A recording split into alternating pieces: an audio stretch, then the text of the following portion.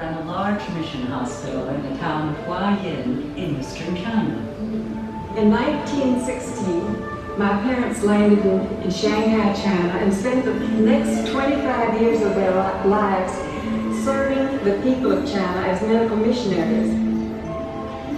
It wasn't easy, those were troubled times, and yet, because of them, we never knew what fear was. But not only did Mom and Daddy teach the Christian faith in the home, they lived it. And as a consequence, it was easy as a child to give my heart to the Lord Jesus. As if from birth, God was already preparing her to be Billy's life partner, and what he would later call his chief spiritual advisor. Having grown up overseas, Ruth would also bring a global awareness to Billy's ministry and stretch the vision of this southern farm boy to encompass the whole world. As the political situation in China became more unstable, her parents sent her to a Christian school in Pyongyang, in what is now North Korea. The Bells fled China in 1941, but Ruth never lost her heart for China. She intended to become a missionary in Tibet, but then she met Billy while they were both attending Wheaton College in Illinois. Let me show you where Ruth and I met. Right over here at Wilson Hall. And this fellow, Jerry Streeter, whom I worked for, he drove up. He had a little yellow truck, and we delivered furniture, and I worked for 50 cents an hour, and worked my way through school. And he told me that this girl from China was the girl I ought to meet. Well, I had my eyes already on another girl. But when I came out and saw her standing there, he said, "That is Ruth Bell." At that moment, I was in love. And not only love, something told me inside, she'll be your wife. And I took her nearly a year to come to that same conclusion. But it was right there in that spot, in front of that building. 2 weeks later, he invited me to go to hear the Messiah on Sunday afternoon. And I remember when I was praying that night. Now, mind you, I didn't even know the man. I'd just been with him for that one day. But I just prayed and I said, "Lord, if you will let me share his life, I will consider it the greatest honor possible."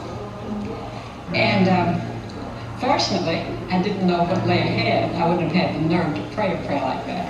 God spoke to the college girl, and she realized that her life's mission was not in faraway Tibet, but in loving support of this promising young evangelist. Billy and Ruth were married in Montreat, North Carolina, where the Bells had settled. There, in the heart of the Blue Ridge Mountains, the young couple would soon make Montreat home for the rest of their lives. I feel that being a wife and a mother is the happiest and most wonderful calling in the whole world. In fact, even little humble duties around the house can be done as under the Lord. Last summer, I was talking to a friend from Scotland, and he told me, we were talking about housekeeping being a divine profession, a divine calling, and he told me about this little motto or sign that he found in the Scottish kitchen over the sink. It says, "Divine service will be conducted here 3 times daily." Only I eliminated the 3 times. We find that it's a 24-hour day proposition.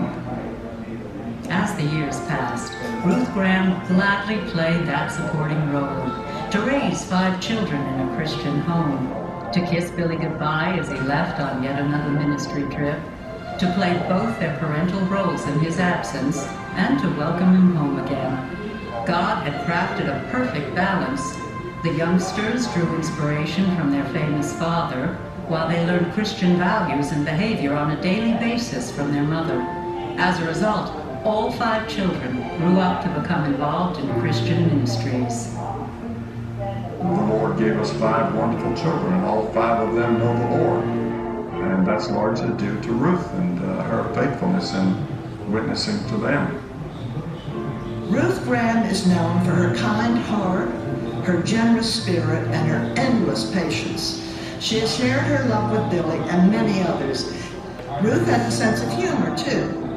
When once asked by a TV talk show host whether as a Christian she had ever contemplated divorce, her answer was, "Divorce, no. Murder, yes."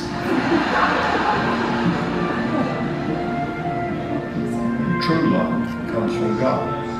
And I think that a marriage must consist of 3 people, the man, the woman, and with God. I have a very strong wife who is strong in the scriptures, and she has been a great part of my ministry. Many reporters ask me, who is the greatest Christian I've ever known? I always answer, Ruth. She is the greatest Christian I've ever known.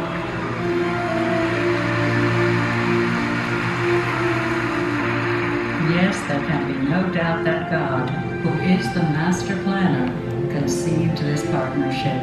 He prepared two people on opposite sides of the world, and when the time was perfect, brought them together. Only one woman could have fulfilled that role with such grace and strength and good humor. Ruth Graham.